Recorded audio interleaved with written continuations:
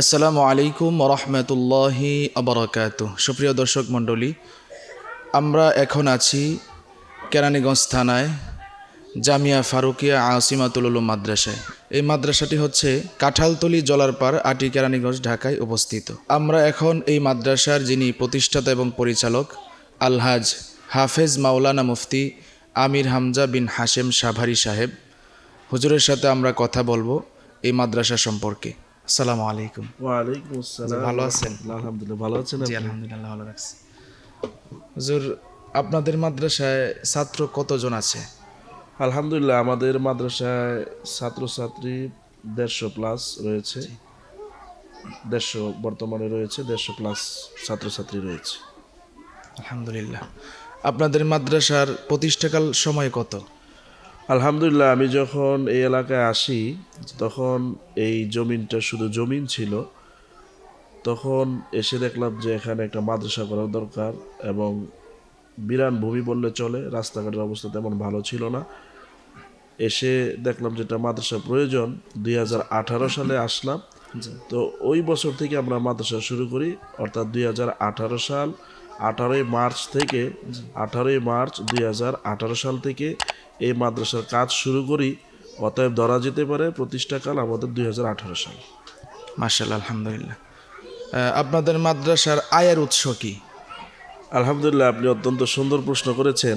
আমাদের মাদ্রাসার আয়ের নির্দিষ্ট কোনো উৎস নেই। আমাদের মাদ্রাসার আয়ের উৎস এতটুকু, ছাত্রছাত্রী যারা রয়েছে তারা স্বল্প বেতনে এখানে পড়াশোনা করে। কেউ 300, কেউ 200, এমনও ছাত্রছাত্রী আছে 100 টাকা বেতন দেয়। আরও হাস্যকর বিষয় হলো, বর্তমান জামানায় মানুষ এত কম বেতন দেয় শুনলে আশ্চর্য, আমাদের এখানে 50 টাকা বেতনও রয়েছে। তো আলহামদুলিল্লাহ, আমাদের এখানে আয়ের উৎস এটাই, ছাত্রদের থেকে সামান্য কিছু বেতন আসে, এবং যেই বেতনে ওস্তাদদের বেতনও আমরা দিতে পারি না। আমাদের আয়ের নির্দিষ্ট কোনো উৎস নেই। আমাদের আয়ের উৎস ছাত্রদের কিছু বেতন, আর বাকি যেই টাকা ঘাটতি থাকে, অপূর্ণ থাকে, সেই টাকাগুলো, যেহেতু এই মাদ্রাসার নাম কওমি মাদ্রাসা, কওমি অর্থ হচ্ছে জাতি, জাতির যেহেতু এই মাদ্রাসা, আমাদের জনগণ, আমাদের পাবলিক 10 টাকা, 5 টাকা, 20 টাকা, 100 টাকা, কেউ 1000, কেউ 50, কেউ 500 অনির্দিষ্টভাবে দিয়ে যাচ্ছে। কেউ দিচ্ছে, কেউ দিচ্ছে না। এটা থেকে গুছগাছ করে, এবং বাৎসরিক আমাদের যে মাহফিল হয়, একটা মাহফিলের মধ্যে যে আয় হয়, এর থেকে কিছু টাকা আমরা সংরক্ষণ করে এই টাকাকে আমরা সারা বছর এদিক সেদিক করে উস্তাদদের বেতন দেই, এবং মানুষ থেকে কিছু টাকা পয়সা কালেকশন করে উস্তাদদেরকে আমরা বেতন দিয়ে থাকি, বোর্ডিং চালায় থাকি। তবে আমাদের আয়ের কোনো নির্দিষ্ট উৎস নেই। যাক, আলহামদুলিল্লাহ, সুন্দর উত্তর দিয়েছেন। এই মাদ্রাসাটা যেখানে আছে, এই মাদ্রাসার জমিদাতাকে, এটা কি আপনি নিজেই কিনেছেন নাকি কোনো মহান ব্যক্তি এই জমিটা মাদ্রাসায় দান করেছে?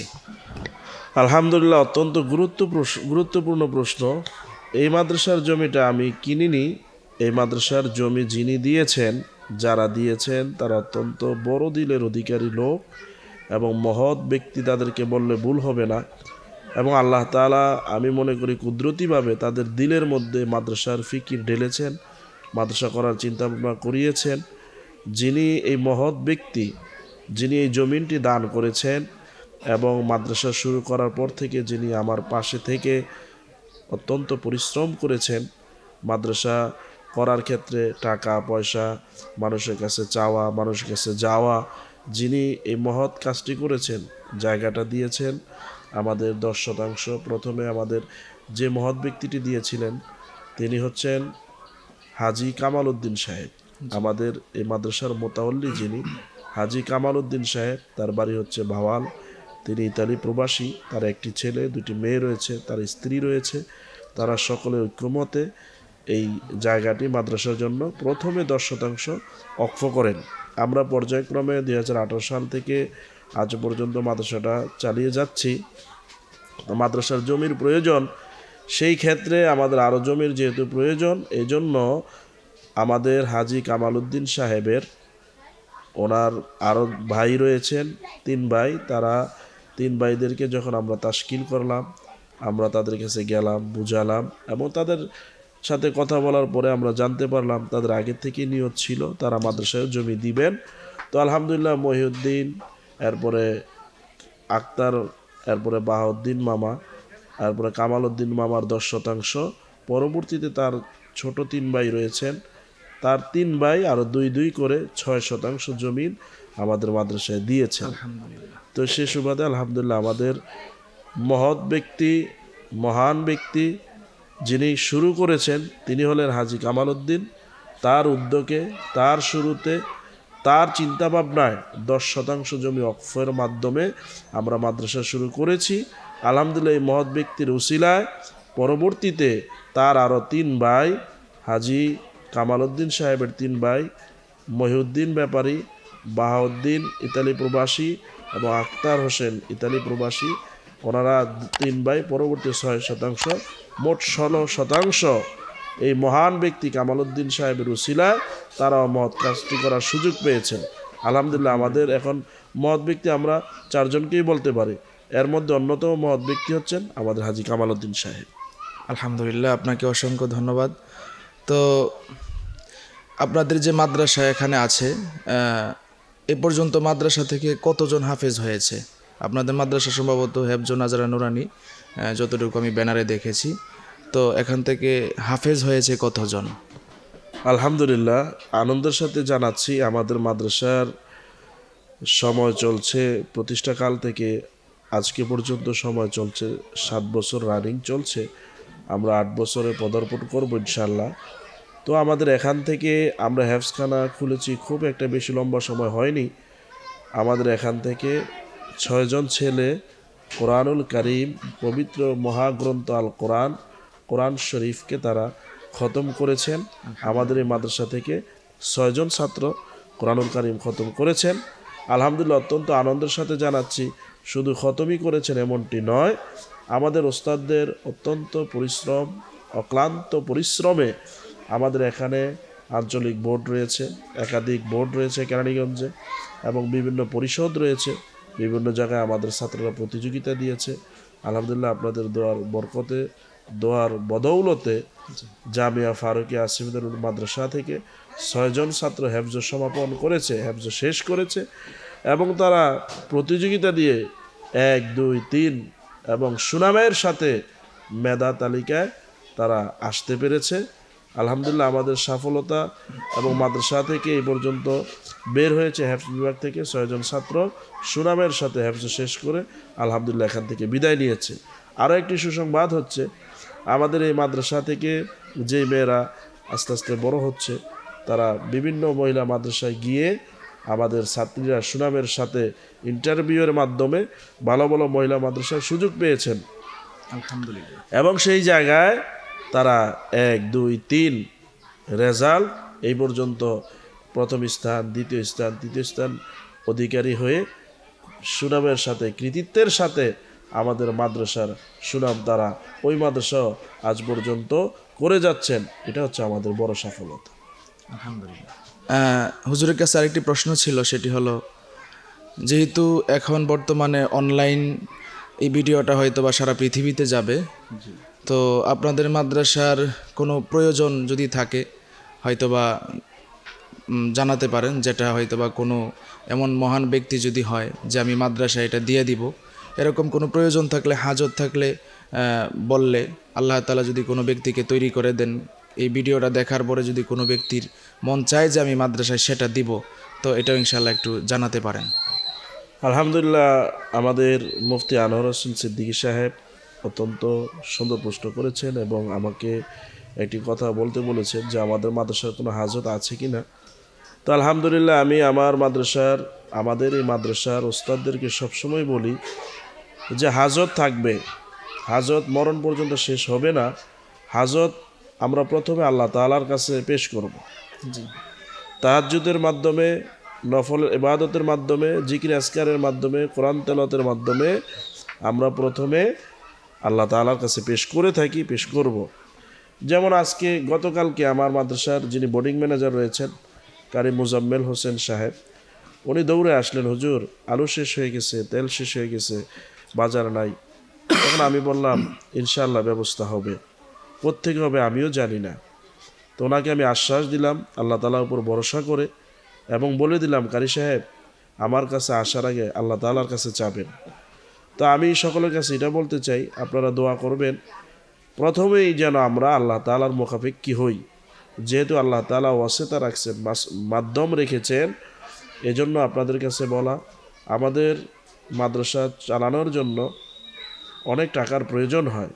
আমাদের প্রত্যেক মাসে 4 থেকে 5 বস্তা চাউল আমাদের লাগে, ডাউল প্রয়োজন হয়, এরপরে আমাদের আলুর প্রয়োজন হয়, মাছের প্রয়োজন হয়, গোশতের প্রয়োজন হয়।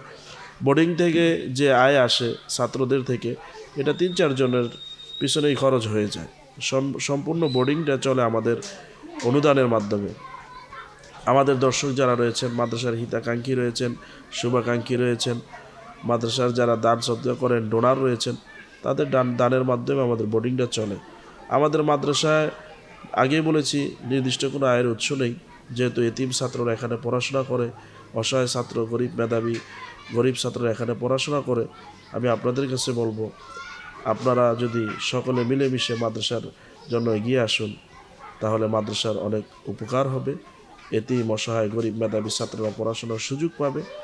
আমি আপনাদের কাছে প্রথমে দোয়া চাবো, মাদ্রাসার জন্য দোয়া করবেন, আল্লাহ তাআলা যেন মাদ্রাসার সমস্ত হাজত পূরণ করেন। এরপরে আপনাদের কাছে যেটা বলার, আপনাদের সাধ্য অনুযায়ী মাদ্রাসাকে মহাব্বত করবেন, বুদ্ধি পরামর্শ দিবেন, এবং আপনাদের সাধ্যের ভিতরে যার যতটুকু সম্ভব আপনারা এই মাদ্রাসাকে সহযোগিতা করবেন। এই আশা ব্যক্ত রেখে আমি আমার বক্তব্য এখানে শেষ করছি। আসসালামু আলাইকুম ওয়া রাহমাতুল্লাহ। ওয়ালাইকুম আসসালাম রহমতুল্লাহ বরাকাতুহু। সুপ্রিয় দর্শক মণ্ডলী, আমরা এতক্ষণ হুজুরের কথাগুলো শুনছিলাম, আলহামদুলিল্লাহ মনোমুগ্ধমর কথা। আর বিশেষ করে আপনারা হুজুরকে চিনেন, হুজুরের আরেকটা পরিচয় আছে যে সারা বাংলাদেশে হুজুর কোরআন হাদিসের আলোচনা করে থাকেন। হুজুরের আলোচনা ইন্টারনেটে আপনারা পাবেন। তো আসলে বিষয়টা হচ্ছে, এই সমস্ত দ্বীনি প্রতিষ্ঠান, কওমি মাদ্রাসাগুলো জনসাধারণের দানের টাকা, এই তাদের টাকা পয়সাই এই মাদ্রাসাগুলো চলে। তো হুজুর যে কথাগুলো বললেন, যে মাদ্রাসায় যদি কেউ দান করতে চান, স্ক্রিনে নাম্বার দেওয়া থাকবে, আপনারা এই নাম্বারে যোগাযোগ করে ইনশাআল্লাহ মাদ্রাসায় আপনারা নিজেরা এসেও মাদ্রাসা দেখতে পারেন এবং সরাসরি হুজুরের সাথেও এসে ইনশাআল্লাহ কথা বলতে পারবেন, এবং আপনারা যদি দান করতে চান তাও ইনশাআল্লাহ দান করতে পারবেন। তো ঠিক আছে, ইনশাআল্লাহ দেখতে থাকুন মাদ্রাসার পরিবেশ এবং মাদ্রাসায় কেমন লেখাপড়া হয়।